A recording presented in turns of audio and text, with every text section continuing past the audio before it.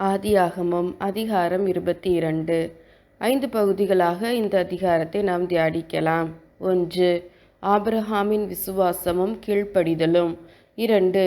ஈசாக்கு கிறிஸ்துவின் முன்னடையாளம். 3. யெகோவா ஈரே. 4. மோரியா மலை ஒரு பகுப்பாய்வு. 5. சோதித்த பின் கிடைக்கும் ஆசீர்வாதம்.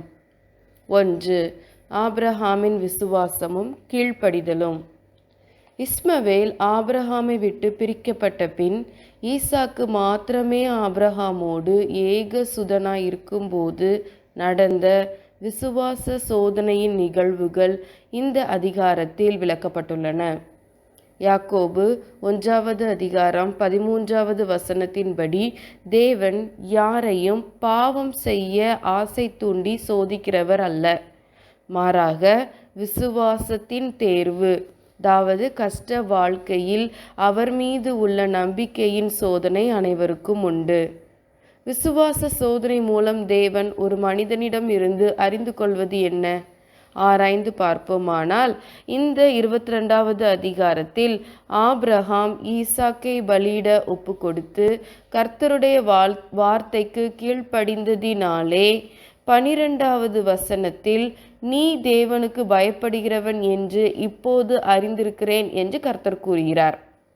எனவே தேவ பயம் நம்மிடம் இருக்குமானால் கீழ்ப்படிதலும் பாவத்துக்கு விலகுதலும் இருக்கும். விசுவாச சோதனை மூலம் தேவன் ஒரு மனிதனிடம் இருந்து தேவ பயம் இருக்கிறதா என அறிய விரும்புகிறார். 2. ஈசாக்கு கிறிஸ்துவின் முன்னடையாளம். முதலாவதாக ஈசாக்கும் கிறிஸ்துவும் தகப்பனாராலே பலியிட ஒப்பு கொடுக்கப்பட்டவர்கள். ஆபிரகாம் தன்னுடைய ஏகசுதனை பலியிட ஒப்பு கொடுத்தது போல பிதாவும் தன் ஏகசுதனாம் கிறிஸ்துவை பலியிட ஒப்பு கொடுத்தார். இரண்டாவதாக ஈசாக்கும் கிறிஸ்துவும் தன்னை பலியிடுவதற்கான மரத்தை தாமே சுமந்து சென்றனர். 6வது வசனத்தில் தகன பலிக்கு கட்டைகளை எடுத்து தன் குமாரனாகிய ஈசாக்கின் மேல் வைத்து என்று வாசிக்கிறோம். தனது பலிக்கான கட்டையை ஈசாக்கு சுமந்தது போல கிறிஸ்துவும் தன்னை பலியிடுவதற்கான சிலுவை மரத்தை தானே சுமந்தார். 3வதாக ஈசாக்கு பலியிட கொண்டு செல்லப்பட்ட இடமும் கிறிஸ்து பலியான இடமும் ஒன்றே. மோரியா மலையில்தான் பின்னாளில் இயேசு சிலுவையில் அறையப்பட்டார். 4வதாக ஈசாக்குக்கும் கிறிஸ்துவும் தன் தகப்பனுடைய வார்த்தைக்கு அப்படியே கீழ்ப்படிந்தனர். கட்டையை அடுக்கி அதன் மீது ஈசாக்கு கிடத்திய போதும் ஈசாக்கு கீழ்ப்படிந்தவராய் ஒன்றும் பேசவில்லை. கிறிஸ்துவும் சிலுவையின் மரண பரியந்தமும் கீழ்ப்படிந்தவராகி தம்மை தாமே தாழ்த்தினார். 3. யெகோவா ஈரே. கர்த்தருடைய பர்வதத்தில் பார்த்து கொள்ளப்படும். இது ஒரு தீர்க்க தரிசன வாக்கியம். ஈசாக்குக்கு பதிலாக ஆட்டுக்கடாவை கொடுத்த தேவன் மனுஷ பாவத்தின் பலியையும் தாமே பார்த்து கொள்வார் என்று கிறிஸ்துவின் மரணத்தை முன்னறிவித்த இடம். இன்றும் எல்லா சூழ்நிலைகளிலிருந்தும் எல்லா விதமான கஷ்டப்பாடுகளில் இருந்தும் தேவைகளில் இருந்தும் குறைவுகளில் இருந்தும் நம்மை பார்த்து கொண்டு நம்மோடு பயணிக்கிற கர்த்தர் நம்மோடு கூட இருக்கிறார் என்பதில் சந்தேகமில்லை. எனவே நம்முடைய வாழ்க்கையில் எல்லா சூழ்நிலைகளின் தேவைகளும் காரியங்களும் கர்த்தருடைய பர்வதத்தில் பார்த்து கொள்ளப்படும். அவருடைய கரத்தில் இருக்கிற திட்டம் நம்முடைய வாழ்வில் நிறைவேறும். இதில் எந்த சந்தேகமும் இல்லை. 4. மோரியா மலை ஒரு பகுப்பாய்வு. வேதத்தில் 3 முக்கிய நிகழ்வுகள் இந்த மோரியா மலையில் நடந்தது.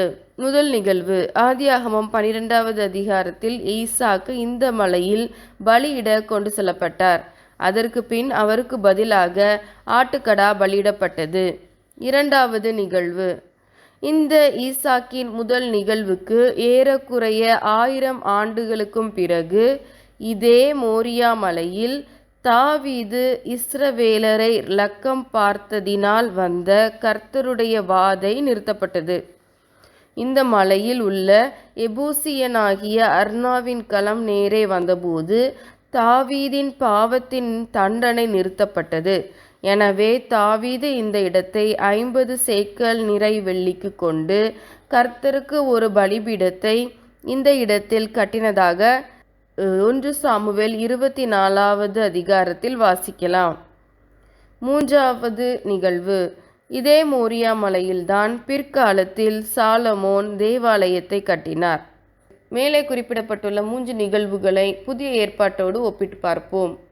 ஆபிரகாம் ஆட்டுக்கடாவை மோரியா மலையில் பலியிட்டது நமக்கான இயேசுவின் இரத்தம் சிந்தப்படுதலுக்கான முன்னோட்டம். அதே மோரியா மலையில் பின்னாட்களில் தாவீதின் காலத்தில் பாவ தண்டனை நிறுத்தப்படுதலானது இயேசுவின் இரத்தம் சிந்தப்பட்ட பின் கிடைக்கும் பாவ மீட்பின் அடையாளம். அதன் பின் கட்டப்பட்ட தேவாலயமானது நீங்களே அந்த ஆலயம், பாவ மன்னிப்பிற்கு பின் கிடைக்கும் மணவாட்டி சபையின் அடையாளம். 5. சோதித்த பின் கிடைத்த ஆசீர்வாதம். 10 முதல் 18 வரை உள்ள வசனங்கள் சோதனைக்கு பின் ஆபிரகாம் பெற்ற ஆசீர்வாதத்தை உள்ளடக்கியுள்ளது. இதில் உன் சந்ததிக்குள் பூமியில் உள்ள சகல ஜாதிகளும் ஆசீர்வதிக்கப்படும் என்பது கிறிஸ்துவை குறித்தது. கலாத்தியர் 13வது அதிகாரம் 16வது வசனத்தில் இவ்விதமாக வாசிக்கிறோம். சந்ததிகளுக்கு என்று அநேகரை குறித்து சொல்லாமல் உன் சந்ததிக்கு என்று ஒருவரை குறித்து சொல்லியிருக்கிறார். அந்த சந்ததி கிறிஸ்துவே. எனவே ஆபிரகாமின் சந்ததியில் கிறிஸ்து பிறப்பது அவருக்கு கிடைத்த பெரிய ஆசீர்வாதம். ஜெபிப்போமா. அன்பின் பிதாவே, அருமையான இந்த வேலைக்காக உமக்கு நன்றி.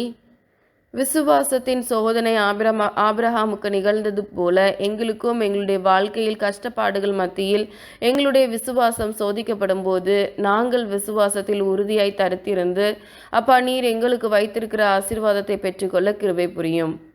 உம்முடைய இரத்தம் சிந்தப்படுதலுக்கான முன் அடையாளத்தை நீரப்பா உம்முடைய வேதத்தில் மறைத்து எங்களுக்கு ரகசியமாய் வைத்திருக்கிறது போல இப்பொழுதும் புதிய ஏற்பாட்டில் உம்முடைய வருகைக்கான ரகசியத்தை மறைத்து வைத்திருக்கிறீர் ராஜா.